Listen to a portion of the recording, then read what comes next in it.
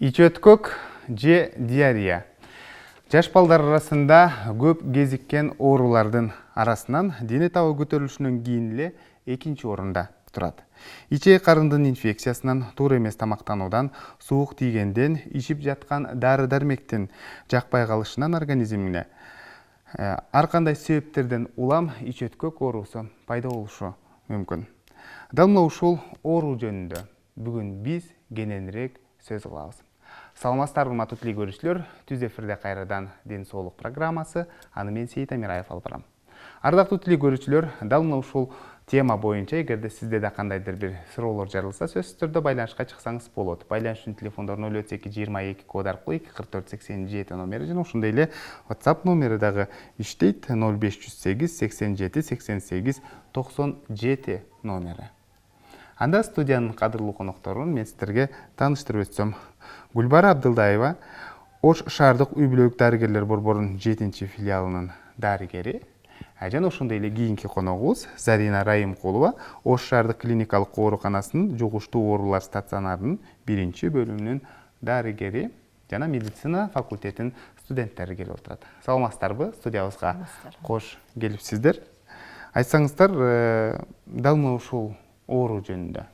Ичөткөк оорусу кандай оору, анан эмне себептен пайда болот?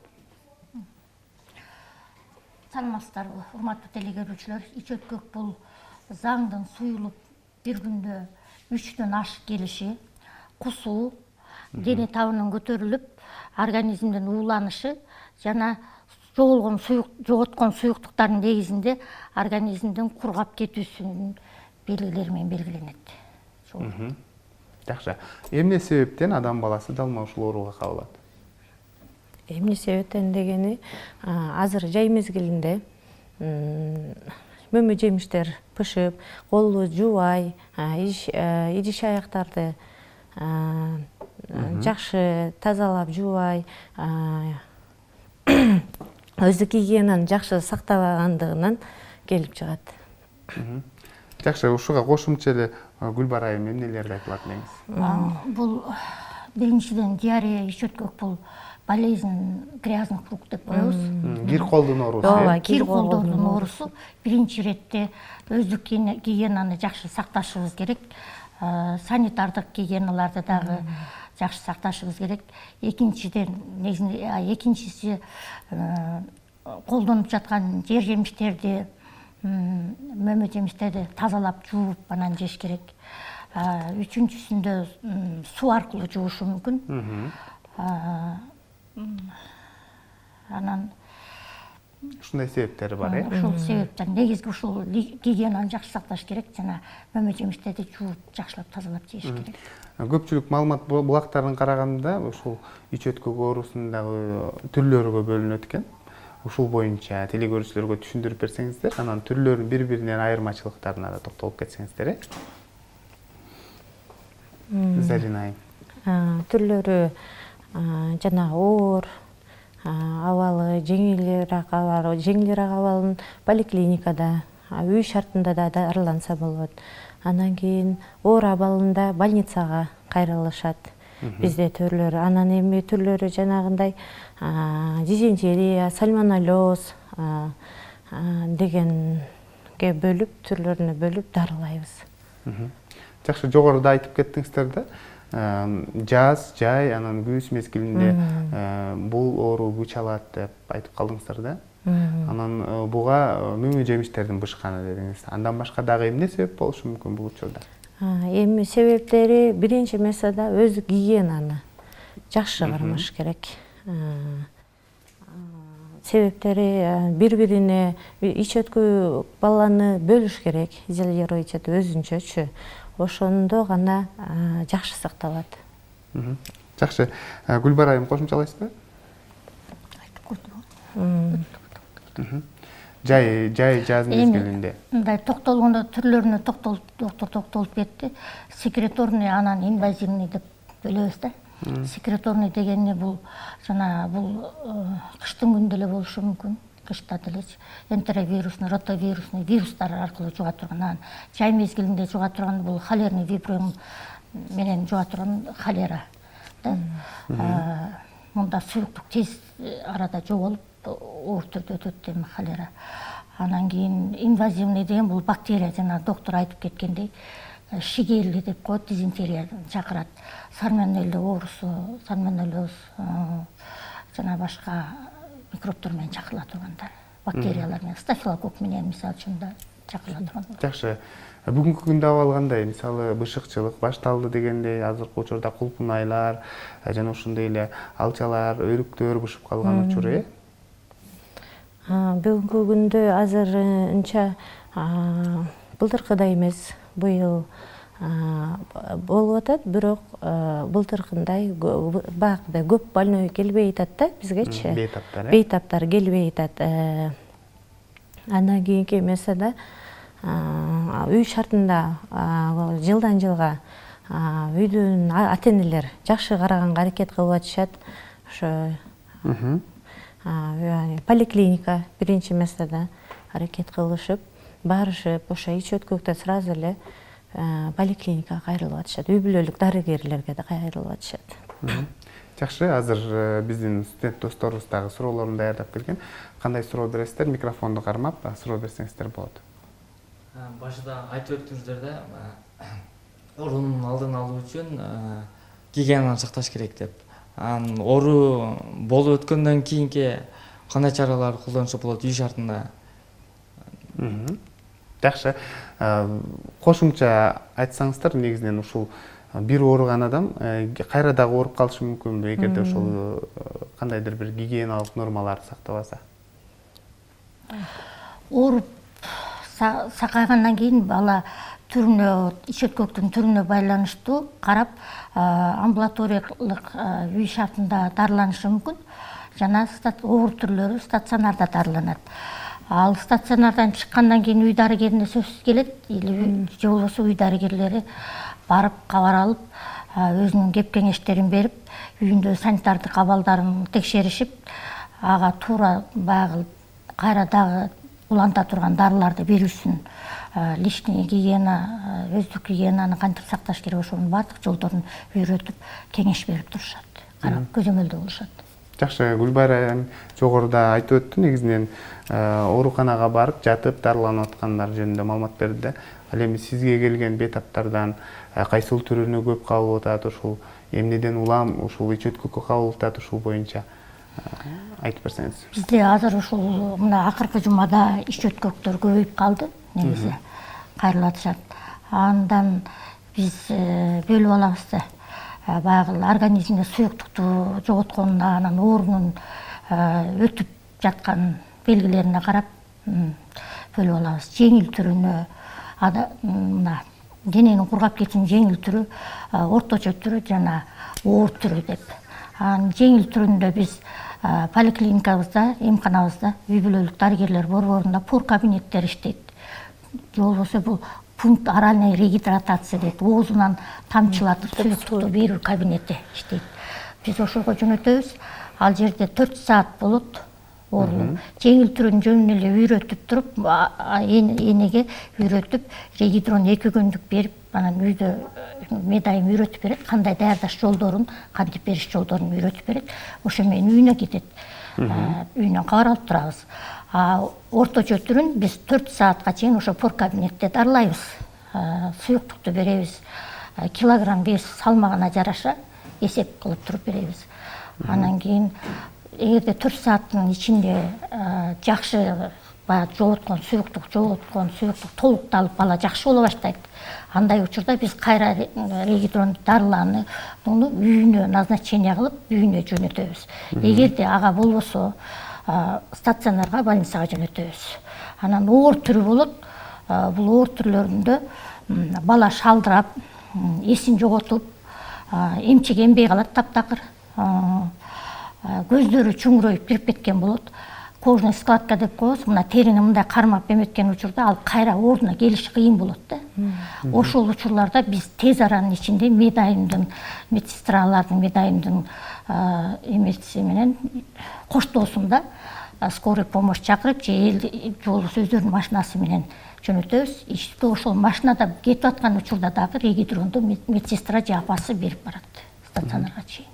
Жакшы маалыматтарды айтып өттүңүз. Негизинен мына ушул ич өткөк оорусу бул жаш балдардын оорусу деп түшүнүп кала турган болуп да. Медицина кызматкерлери айтсаңыздар, чоңдор дагы бул илдетке кабылышы мүмкүнбү?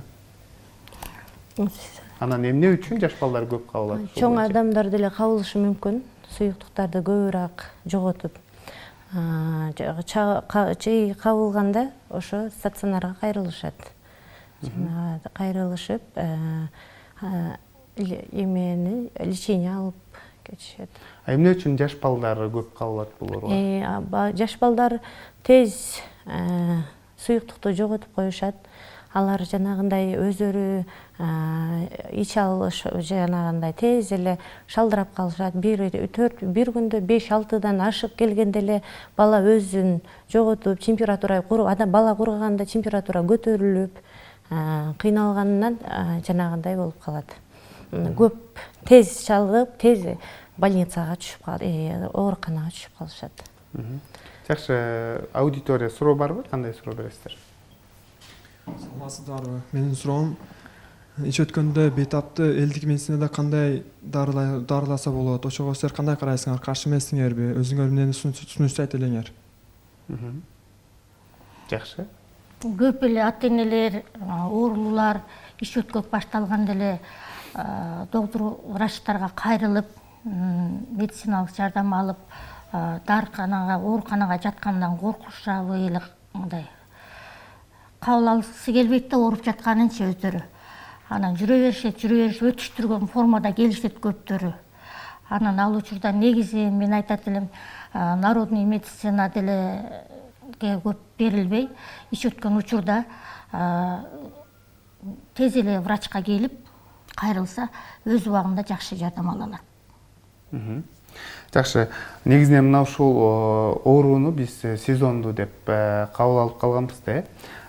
Ушул оору башталганга чейин кандайдыр бир түшүндүрүү иштерин жүргүзүп келесиздер, элдерге түшүнүктүү болуш үчүн, элдер маалыматы бар болуп, ушул оорунун алдын алыш үчүн кандайдыр бир түшүндүрүү иштери жүрүп келеби? Ооба. Бизде үй бүлөлүк дарыгерлер борборунда үй бүлөлүк дарыгерлер жана медайымдар бул сезон башталган март айынан баштап эле участкаларга чыгып, өздөрү обслуживать этип аткан население менен, эл менен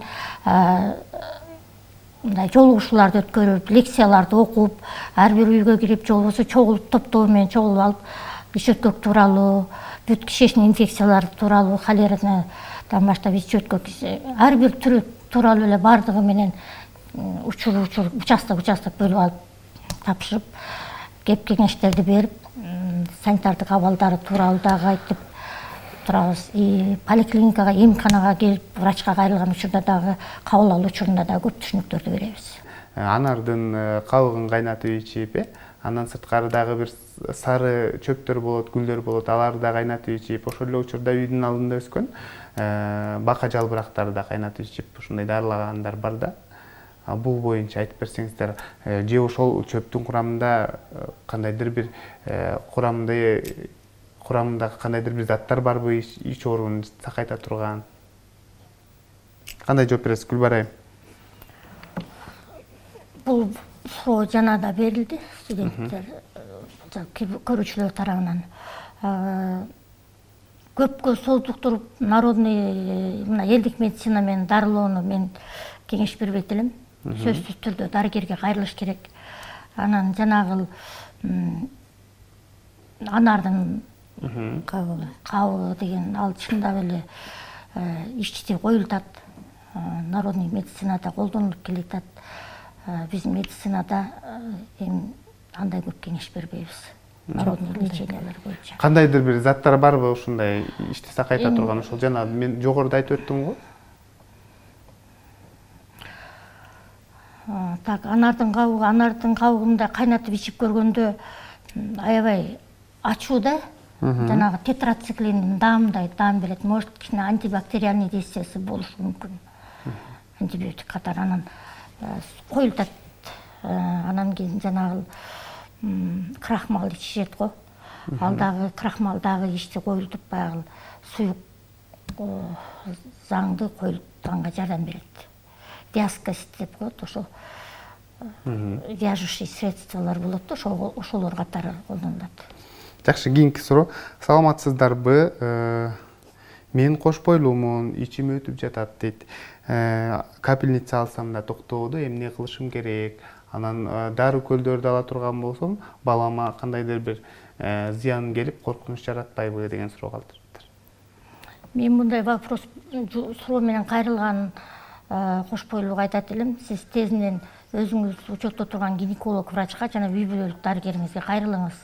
Сиздин дарылооңузду ошолор гана пландаштырып дарылай алат. Өз алдынча дарылоо жардам бербейт бул учурда. Жакшы, кийинки суроо мындай. Саламатсыздарбы? Ичти катырыш үчүн дейт, өрүк как жеп жатам, жумуртка жеп жатам дейт. Анан кандай азыктарды жей турган болсом, ичим катып жакшы болуп калам деген суроо калтырыптыр да. Мындай жөнү биз күнүмдүк турмушта азыктарды колдонобуз да. Ошолорду жеп дагы ушул иштин өтүүсүн токтоткон учур болобу, болбойбу? Бул дагы азыр жогоруда айтылып кете турган эле сөздөр, суроолордун бири народный лечение. Эми народный леченияны кылган жакшы, бирок дарыгердин айтуусу боюнча, кеңеши менен. Ошон үчүн дарыгериңизге кайрылыңыз, барыңыз. Эми кош бойлууларга болот кактын жеши, витаминдерди, так ичүү өткөн болсо, ошо дарыгериңизге кайрылып кеңеш сураңыздар. Жакшы, кийинки суроо. Саламатсыздарбы? Ичүү өтүп жатса дейт, бала дейт. Анан дарыгер келгичекти кандай биринчи жардамды үйдөн көрсөтсө болот? Биринчи жардам дарыгер келгичеңди суу, ригидрон, ар бир үйдө аптечка болуш керек. Балдардачы, ата-энелерде биринчи градусник, ригидрон дегендейчи. Анан кийин биринчи местада ич өткөнү 3төн ашыгыраак болсо, градусник коюш керек балага. Күнүнө 3 жолдон ашык, 3төн ашык ичи келсе, бала кыжалат болуп, ыйласа, анан ошондо градусник коюп, табын текшериш керек. Дене табын текшериш керек. Дене табынан кийин ригидрон деген болот. Бизде атайын суюктук 1 литрге аралаштырып, бир пакетикти аралаштырып алып, ошону суюктукту толукташ үчүн берип туруш керек балагачы. Кашыктап, азаздан ошондо гана баланы сактап калат да. Анан кийин көп берип коюшат, кусуп коюшат. Кусканы көбөйгөндөн бала кыжырланып, кайра суюктук кургап, бала оор абалга түшүп калат. Кийинки суроо. Саламатсыздарбы? Ич өткөктөн бала көгөрүп калышы мүмкүнбү деген суроо. Ич өткөктөн көгөрүп калбайт. Температурадан көгөрүп, температураны көтөрө албай судороги деп коебуз. Судороги эстен танып калышы мүмкүн. Жанагы бейтап эмени дене табы көтөрүлүп кетип, ошо дене табынын көтөрүлгөнүнөн бала кыйналып, эстен танып калышы мүмкүн. Жакшы, кийинки суроо. Саламатсыздарбы? Балдар арасында канча жаштагылар да ушул ооруга көп кабылат деген суроо келиптир да телекөрүүчүлөрдөн. Балдардан 5 жашка чейинки балдар көбүрөөк кабылат. Аларды кабыл алып карап турабыз. Медайымдар дагы үйүнөн барып кабар алып турушат. Тынбай. Жакшы. Кийинки суроо студенттерден болсун. Кандай суроо бересиз? Бул жаштык кезибизде бардыгыбыз эле митек курт бар болчу да бизде. Мисалы, ошо митек курттар дизентерия же болсо ошо ич өтүү оору боюнча ошо бир себепчи болушу мүмкүнбү? Жакшы суроо. Ичти өткөрүшү мүмкүнбү? Эгерде ичеги карында ушундай ичеги курттары же болсо митек курттары болсо? Ичеги курттары болгон бала мына аскарида, лямблиоз, жана башка глистный инвазия деп коебуз. Ушул курттар бар. Балдардын да көп оорулар пайда болот да. Бул фоновый заболеванияларга кирет. Бала алсызданып, ич өтүүгө тез кабылып, же өзү деле ошол глистный ошо курт өзү деле бирде ич өтүп, бирде катып, баш ооруп, тез ичи ооруп турат. Жакшы. Аны лабораториялык жол менен аныктап дарылаш керек. Жакшы. Мына ушул ич өткөк оорусу болуп, сиздерге кайрылып калды деңиздер. Анан сиздерге келгенден кийин анализдерди алып текшерип анан дарылоону баштайсыздар да. Ушул дарылоо боюнча кененирээк телекөрүүчүлөргө айтып берсеңиздер. Мисалы үйдө дарыланган менен стационарга, ооруканага жатып дарыланганын айырмачылыктары боюнча да. Үйдө дарылангандын жеңил түрүн үйдө дарыланат. Ошо баланын кургап кеткендиги, ошо жанагы оор абалы, көздөр чуңкурайып кетет, бала шалдырайт, дени табы көтөрүлөт. Дагы кандай десе, жакшы суюктукту кээде жакшы ичпегенде дагы оор абал болот. Ичип жанагы суу сурап калгандар дагы ошо оор абалдын жанагын билдирет да, оор абал экенин билдирет. Ошон үчүн биринчи жеңилирээк абалда үй бүлөлүк дарыгерлер дарылайт, бизде жанагы обезвоживание деп коет, кургап кеткендин степендери ошолорго карап бизде лечение кылабыз, стационарда дарылайбыз. Жакшы. Кийинки суроо мындай: саламатсыздарбы? Регидронду кандай даярдап, кандай бериш керек деген суроо. Жакшы суроо экен, чындыгында. Айрымдар давно ушул регидронду жасап, анан берүүнү дагы билбейт да. Мисалы берет десе эле, бир бергенде бир пиаланы ичирип койгон учурлар кезигет. Ушул боюнча жалпы энелерге сиздерден жакшы бир кеңеш болсун, Регидронду даярдоонун атайын жолдору бар. Аны медайымдар тынбай ата-энелер келген учурда үйрөтүп турушат. Ар бир эле 5 жашка чейинки баласы барлардын бардыгына да үйрөтүп турушат. Ал үчүн өздөрүндө журнал бар. Ал ошол регидронду даярдоонун жолдорун үйрөткөндүгү тууралуу, таанышкандыгы тууралуу ата-энелер ошол журналга да кол коюп кетип турушат. Анан кийин регидронду даярдоонун жолу: биринчи эмалированный сырдалган сыр идишти алып, анын ичин кайнак суу менен чайкап, анан биринчи регидронду салып, ачып, пакетин ачып, салып туруп, анан кийин ошого 1 литр сууну кошот. Кайнатылган жылмык сууну кошот дагы. Ошо жерден граммдап алып, ошол идиштен граммдап алып, утуру балага тамчылатып берип турат. Тамчылатып, утуру кичине глотками деп коебуз. Тамчылатып, ортотуп кичинеден берип турат. Эгерде тамчылатып ичирип аткан учурда балада кусуп жиберсе, 10 мүнөт күтөт. 10 мүнөт күтөт дагы, 10 мүнөттөн кийин кайрадан бере баштайт.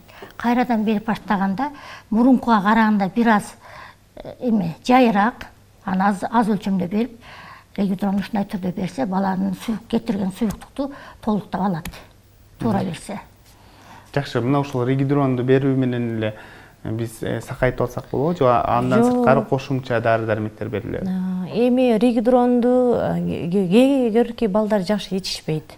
Анан ичпеген баягы табити тартпай, бир нерсени эле иче берсең деле өзүң деле табитиң тартпай ооруган бала андан дагы жана газир болуп калат да. Ошон үчүн кайнак сууну муздатып, күрүчтүн суусун аз-аздан регидрондой кылып тамчылатып берип, баланын ошо суюктуктун толуктасак болот. Мен кошумчалап кетейин, жана фор кабинет дедим го. Пункт ранней регистратация деген кабинетте бизде дайыма регидрон даяр турат. Ичөткөк бала келсе шарт ошол жерге алып даярдап берип башташат. Андан кийин күрүчтүн суусу турат, кайнатылган даяр. Анан кийин ит муруттун тундурмасы турат. Ошол үчөөнү берип, кайсынысын бала жакшы ичет, ошону берип баштайбыз. Жакшы, кийинки суроо мындай: саламатсыздарбы? Регидронду экиге бөлүп, дейт, жарымын азыр даярдап, жарымын эртеси даярдап берсе болобу дейт. Болот, Бирок кашыктап ичириш керек, анын денесине сиңиш керек да. Жанагындай да, регидронду бир пакетиги 1 литр сууга деп калабыз да. Эми 4 канча расчетун алганда деле 700-800 милли болуп калат да. Ошон үчүн бардыгын бир пакетикти 1 литр сууга даярдаганы жакшыраак болот да. Ошон үчүн бир пакетикти 1 литр сууга даярдаган жакшы. Саламатсыздарбы? Оорунун алдын алуу үчүн бүгүнкү күндө биз ар кандай түшүндүрүү иштерин жүргүзүп жатабыз деп айттыңыздар дейт. Бирок үй бүлөлүк дарыгерлер борборунда андай түшүндүрмөк тургай дейт. Барып ооруп жатам десең деле жакшы карабайт деген суроо калтырыптыр. Жалал Абадтан болом дейт. Эми Жалал Абад областында билбейм. кандай болуп атканын, биз өзүбүздүн тейлеп аткан участка тууралуу, өзүбүздүн иштерибиз тууралуу айттык. Жакшы. Демек, негизинен сиздерге мисалы министрликтен тапшырма берилген ушундай сезондуу оорулар келгенде сөзсүз түрдө түшүндүрүү иштери жүргүзүлсүн деген, бул нерсе аткарылбаган учурда анда кимге кайрылса болот? Мисалы, көрүүчүлөргө кеңеш катары айтып өтсөңүз, кимдерге кайрылса болот?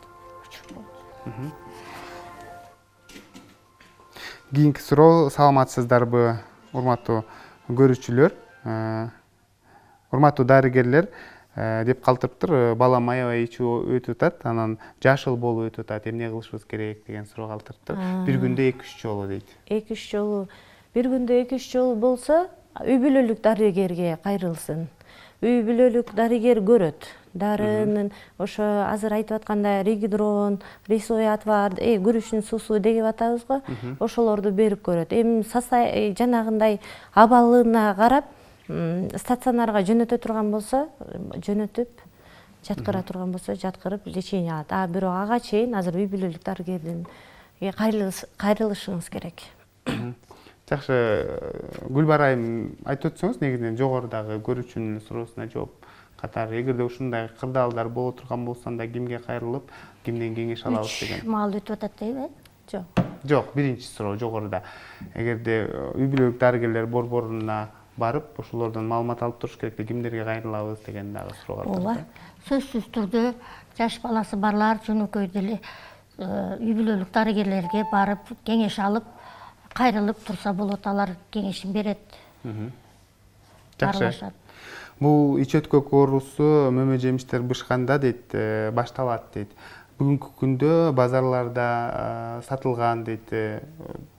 Ошол мөмө жемиштерди, жер жемиштерди көрсөк дейт, кээде ысыкта турганын көрөбүз дейт, кээде сактоо мөөнөтү да башкача болот дейт. Бул нерсени кантип көзөмөлдөө керек? Ушул боюнча сиздер дейт Санэпидем борборуна билдирип турасыздарбы, алар карайбы деген дагы суроо калтырыптыр да.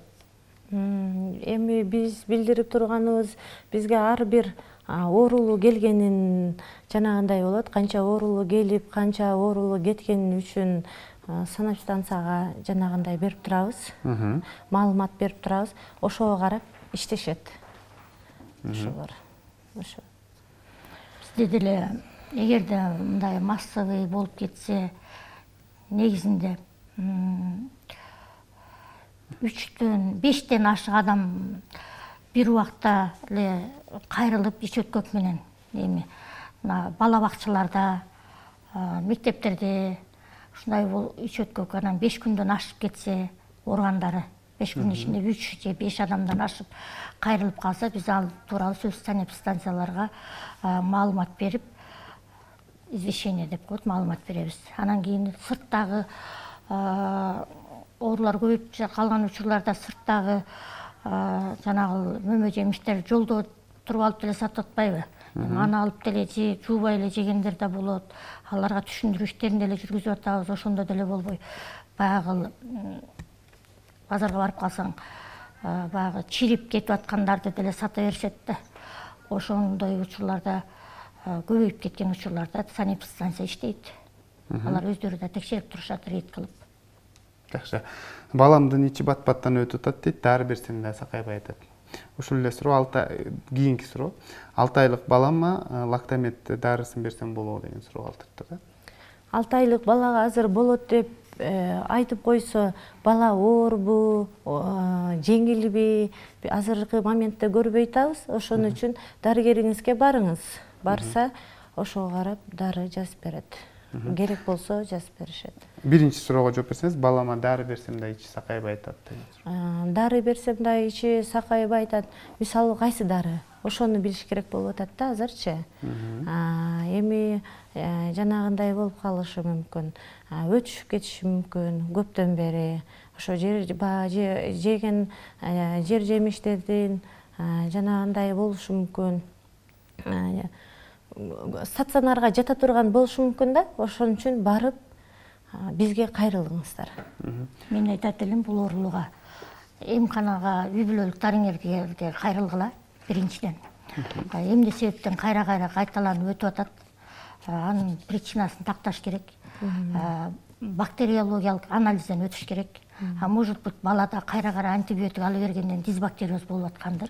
Аны лабораториялык жол менен далилдеп туруп, ошого карап лечение алыш керек. Жакшы, кайра антибиотиктен дисбактериозду айтып калдыңыз да, бул учурда эмне менен дарылайсыздар? Мисалы, чындыгында эле кээде кайра жатып, кайра антибиотиктердин күчтүүнүн алгандагы балдарды көрүп калабыз да. Ошол кийинки кадамыңыздар кандай болот? Кандай жооп бересиз, Зарина айым? Азыркы жана микрофлораларды өзүнө жай жанагындай болуш үчүн биринчи месада эми антибиотикти азайтыш керек. Андан кийин жана молочный тамактардын дагы азайтыш, диетаны жакшы кармаш керек да, биринчи месадачы. Биринчи кезекте. Кезекте. Ошону кармап, бизге барса, анан ошого карап дарыларын жазып өзгөртүп беребиз. Жакшы. Саламатсыздарбы? Күрүчтүн суусун дейт, кантип даярдап берсе болот? Биринчи суусун дейт, төкпөй туруп ошону беребизби деген да суроо калтырыптыр да, кандай даярдалат негизинен? Кээде айтат, ошо күрүчтүн суусун кайнатып бер деп да айтып калышат да, ошол боюнча айтсаңыздар. Күрүчтүн суусун эми 1 литр сууга, эми мен окуганым боюнча 1 литр сууга 5 кашык күрүчтүн суусун куюп, ошо жанагындай өтө таза жууп салыш керек. Таза жууп салыш керек. Бат кайнабаш керек. Ошол секин акырын кайнап, чыккандан кийин баягы күрүч эзилип бышыш керек да. Ошондо ошонун суусун берсе жакшы болот. Өзү деле билинет го жанагы күрүчтүн бышырганын даамы чыгып калат. Жакшы. Мына ушул ич өткөк оорусу күч алгандан, балдар бат-баттан ооруга кабыл ала бергенден улам мындай ой келет да, мен ушул жаңы бышкан мөмө жемиштерди бербей эле койсомбу деген дагы суроо жаралат да. Бардык эле ушу бизди көрүп жаткан ата-энелерде дагы ушундай суроо жаралса керек. Себеп дегенде кээ бирлер айтат, ушул химикаттын көп кошулгандыгынан улам дагы ушул ич өткөк пайда болуп калышы мүмкүн деп. Сиздер дарыгер катары бул суроого, бул ойго кошуласыздарбы? Эми химикаттын көп кошулуп калышынан деле болушу мүмкүн, бирок аны эми лабораториялык жол менен аныкталбагандан биз химикаттын көп кошулгандыгынан ич өткүп атат мындай деп айта албайбыз, андай диагноз да кое албайбыз. Анан кийин жанагы мөмө жемиштерди бергим келет, мындай деп айтабыз. Белгилүү бир мөмө жемиштер бар да, жаш балдарга, 1 жашка чейинки чыга элек балдарга, 6 айга чейинки балдарга мөмө жемиштерди бергенге болбойт. 6 айдан кийинкилерге мына бадыраң, өрүк, коон, ушуга окшогон клубника жана малина дегендерди бергенге болбойт да. Алар ичти өткөрүү үчүн клубника менен малинаны толук жакшы жуя алышпайт, жуубай эле берип коюшу мүмкүн. Ошондойдон балдардын ичи көбөйтүп калат. Ошолордон эте азыраак бериш керек, дегенге аракет кылыш керек. Жакшы, анан дагы жаңы төрөгөн энелер мисалы эмизет да. Ошол учурда да дарыгерлер кайсы бир азыктарды жебей турганың дурубуз деп айтып калат да. Бул дагы ич өткөктүн алдын алып айтса керек. Эми ону өзү гигиенаны жакшы кармаш керек. Эми жегенде дагы өзүнүн жанагындай бар.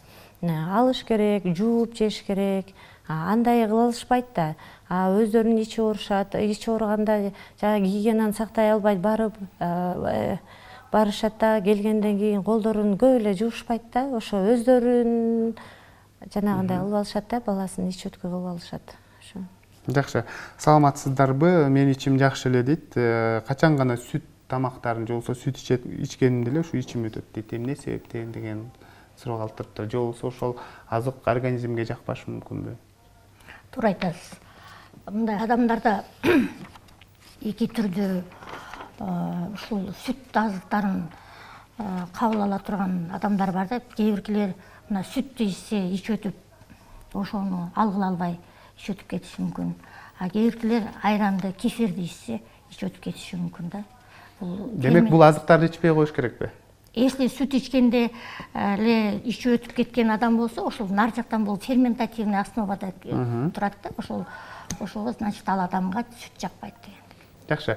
Ич өткөк оорусу бири-бирине жукпаш үчүн эмне кылыш керек? Мисалы, үй бүлөдө бир жаш бала ооруду дедиңиз, башка жаш балдарды жана ошондой эле башка үй бүлө мүчөлөрүн ал оорудан куткарыш үчүн кандай гигиенаны сакташыбыз керек, ушул боюнча айтсаңыз. Биринчи местада комнаталарды жанагы булар аба аркылуу жуга турган оор эмес. Бытовой техника деп коебуз. Ошол идиш аяк тууралуу жуга турган, ошо бири-биринин идишин жуубай колдонгондон болушу мүмкүн. Жанагындай балдар отурган азыркы ар жерге мындай отургузбай, бир горшокко отургузуп, ошону жанагындай өзүнүн жанагы дааратканага төгүш керек. Ондой кылышпай кээде көрүнгөн жер үйлөрдө көрүнгөн жерге төгүп коюшат, ал жерде жаш балдар ойнойт, ошодон кайра эле ич өткө көбөйүшү мүмкүн да.